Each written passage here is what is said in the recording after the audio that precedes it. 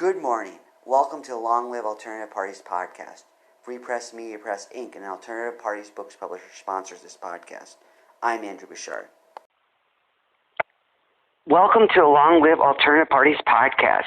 Today we have Howie Hawkins of the Green Party. He's going to speak to us about the exciting things he's doing. So welcome, Howie.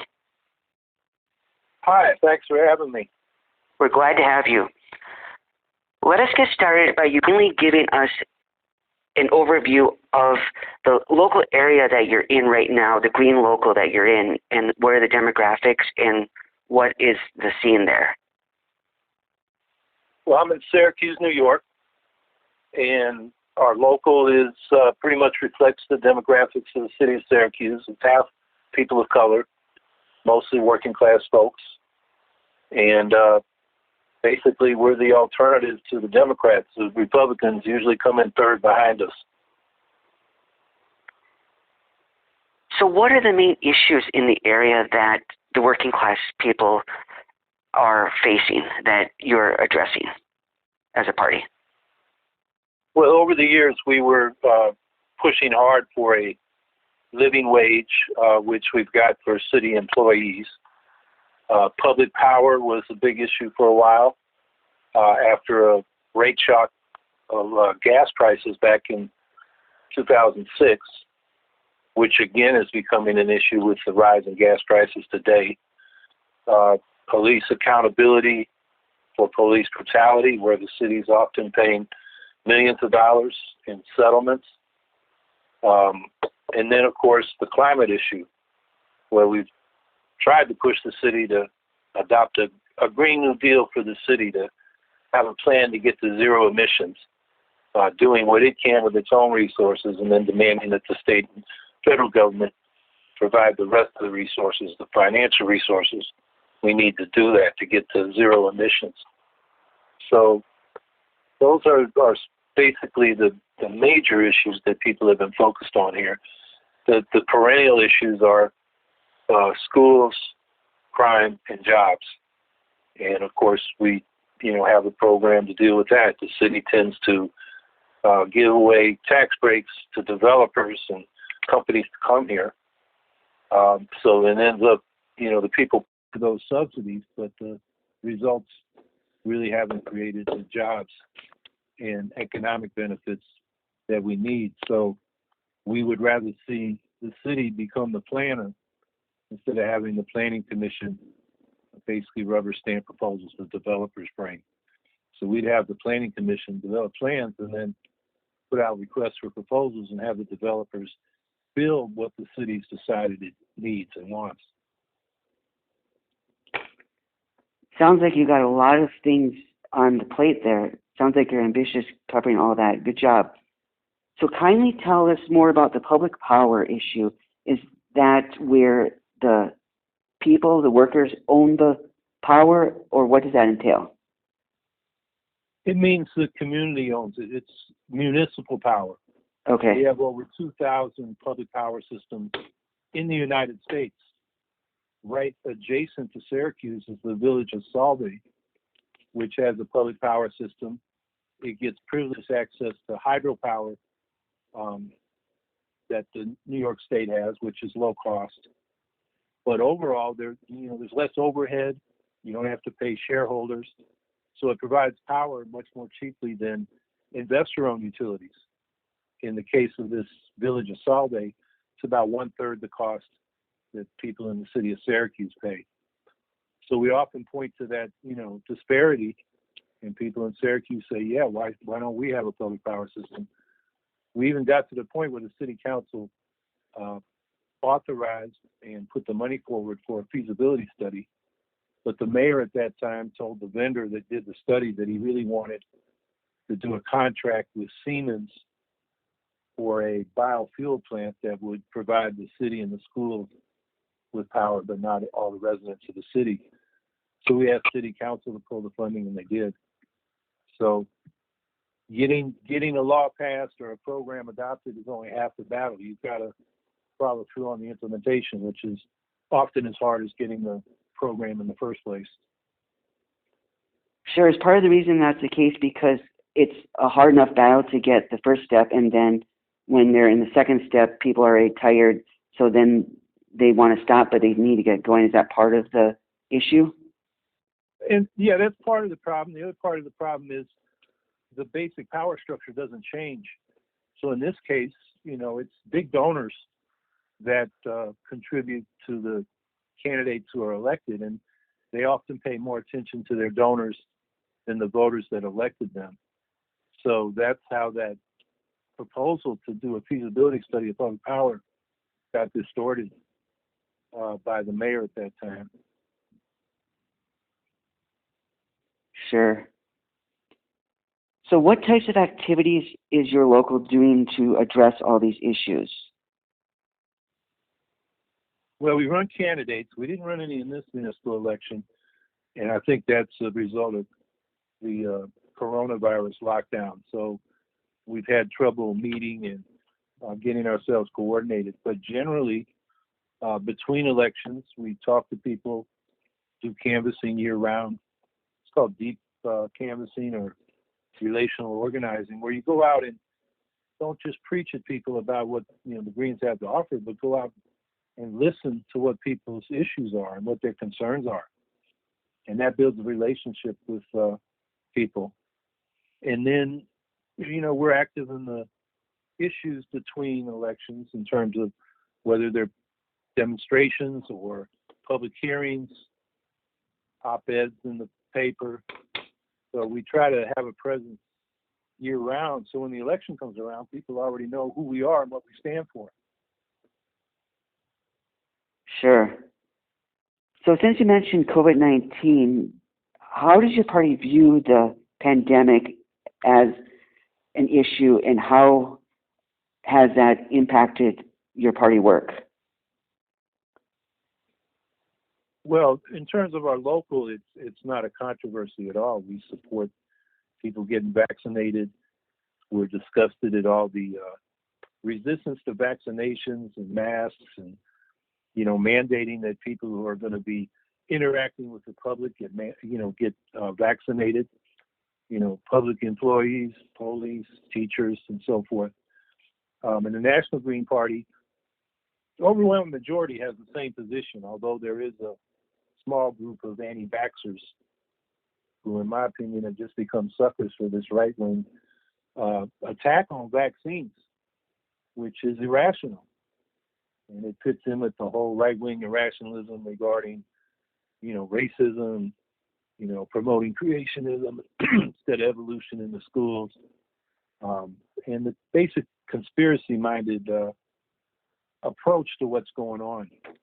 So, within the Greens nationally, there's a little bit of a controversy, but the overwhelming majority, support public health measures to deal with this pandemic. Sure.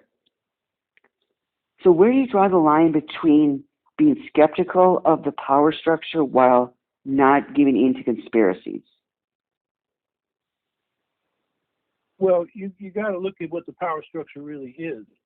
And while there are conspiracies out there, people get together to, try to do things, you can't explain how our society works as if there's a secret cabal behind everything. We have a power structure based on concentrated wealth, which translates into concentrated political power through campaign donations, and also the ability of, basically the corporate elite to decide where to invest and use that power to pressure governments. So a lot of, local, state, and even federal government are reluctant to adopt reforms that the very wealthy don't want. So that's how they influence policy outside of elections, and even outside of making the majority of campaign contributions in elections. Sure.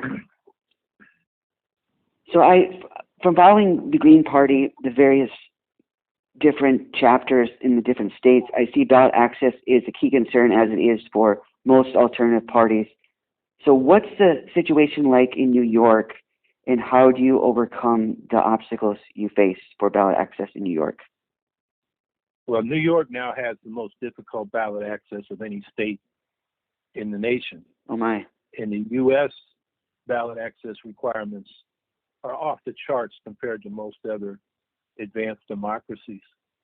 In New York, we have to get now 45,000 signatures in 42 days to get our ballot line back. They tripled the amount of votes we needed to keep it and doubled the frequency we had to get them. It used to be we needed 50,000 votes in a gubernatorial race every 4 years.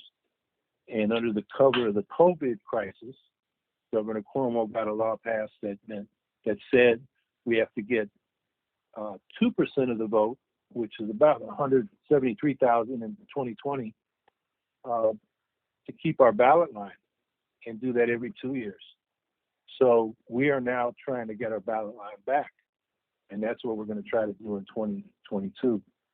You know, what we ought to have is a federal law that sets a standard for ballot access that's reasonable, so that alternative parties can get on the ballot and let the voters decide who should be elected, rather than preempting even, you know, those alternative party candidates from getting on the ballot through onerous ballot access standards. So that's a big issue for us in New York. It's going to be a leading issue in the gubernatorial race in 2022. We want to get that law repealed and have go back either to the old standard or even a more reasonable standard to get on the ballot and to maintain ballot status. So what was the old standard? What was the requirements that you want to get back to exactly? Well, to first get on the ballot, if you don't have a line for statewide candidates, it was 15,000 signatures. Okay. So they tripled that. And then to keep the ballot, you needed 50,000 votes. Now the law says 130,000 votes, or 2%, but it's really 2%. Like I said, in 2020, it would have taken us 173,000 votes. And we've only done that twice. It was Ralph Nader running for president in 2000 and me running for governor in 2014, where we got more than 173,000 votes. So that law was designed to kick the Green Party off the ballot. Sure. I see that. So in your area, is there a big union scene? Are the unions active?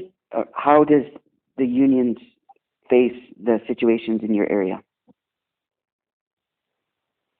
Well, it depends on the union. The unions in general support the Democrats, although in some cases they will support a Republican incumbent on the theory that they're going to win anyway, so we might as well try to be friendly with them. Some of the unions do mobilize their members, most do not when it comes to elections. So, you know, they play something of a role, but they're not major players, at least here in the Syracuse area. Most of the funding for elections comes from the real estate and developer sector, because they're the ones that have the most at stake in terms of issues like zoning and tax breaks for development, you know, and just regulating the real estate industry. And then the city spends a lot of money on infrastructure, so that's who funds the elections, and they're the biggest players. And they, you know, dominate particularly the advertising messaging, and also the ability of campaigns to have staff and election workers. So they play a bigger role than the unions by far. Has your local forged coalitions with other groups, whether they're alternative parties or groups on the left in political activism? Well, between elections, we work with a lot of progressive groups. During elections, a lot of them defer to the Democrats, which I think, you know, this city's run, it's all Democrats on the city council. And the progressive groups really don't get their needs met, because I think the Democrats feel they can take them for granted, because they don't worry so much about people going to the Greens, let alone the Republicans. So that's the role that the progressive groups play during elections. And as far as the other parties go, we don't do fusion, which you can do in New York, where a candidate can run on the ballot line of more than one party, because we're an alternative party. We don't want to just be a lobby on the major parties. I mean, New York now, after this election law, has 2 candidates in 4-party lines, but the Working Family Party routinely endorses the Democrat and puts that candidate on their line, and the Conservative Party routinely endorses the Republican and puts that candidate on their line. So we have 2 candidates, 4 parties, but it's really a 2-party system. So we have worked with the Libertarians in particular here to advocate for fair ballot access. And I think that's going to be what's going to happen again in the 2022 gubernatorial race. Sure. Since you've ran for office before, what encouragement would you like to offer people who are starting to run for office, or maybe they're running a couple of times because in their elections? So what words of encouragement or advice would you give to people who are running for office under an alternative party banner? Well, I would say build a local organization, local party chapter, and then be persistent. It takes a while to build up a political base. It takes a while for the voters to see that you're not a flash in the pan, that you're going to be there for the long haul. It takes a while for the voters to know what you stand for. And if you have a popular program, you can climb the ladder. When I first ran for city council in 1993, I got 3% of the vote. In 2011, I got 48%. It was a two-way race. I didn't win, but I came close. And that's because, over the years, people began to realize, I was for real. I was not going away, and they liked my program. So I would encourage people to be in it for the long haul, and also go out and knock on doors and talk to the voters, not just during the election, but year round. And listen, don't preach at them. After you hear what their concerns are, you can relate what they say to, the program that you're putting forward. But people appreciate the opportunity to have a politician just listen to what their concerns are. Because they don't get that from the major parties. They just show up around election time. It's mostly advertising, and most voters, vote for the party they feel aligned with without really knowing who the candidates are. When you're an alternative, you need to go out and let the people know who you are and what you stand for. And most of all, that you care about them. That's what I mean by listening and not just going out and saying, here, I got all the answers. People vote more with their guts, their feeling about whether, you're someone who's like them and concerned about them than, the details of policy. Sounds like excellent advice. So how can our audience support the Syracuse, New York Green Party and you?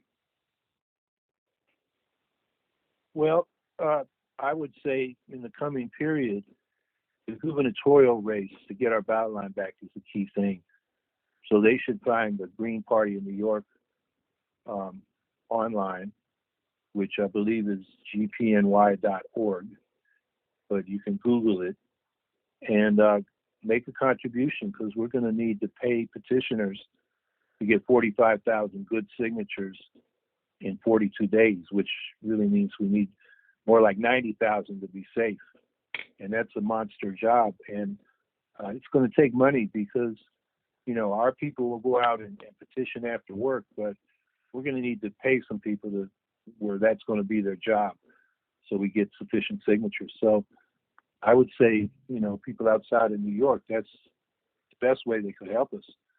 Make a donation to the Green Party of New York, because most of that money is going to go into the petition drive. Excellent. Sounds wonderful. I commend all the great work you're doing to advance the Green Party and other alternative parties. So thank you for coming on the podcast today and sharing your views.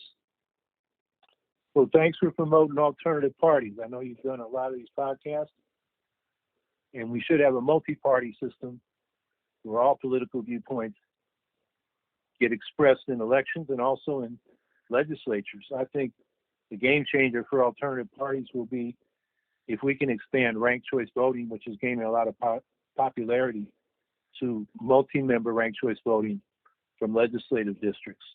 And that will create a multi-party system, and alternative parties will be in the legislature as well as in the elections. Yes, let's hope for that in the future. Yeah, hope and work for it. Yes.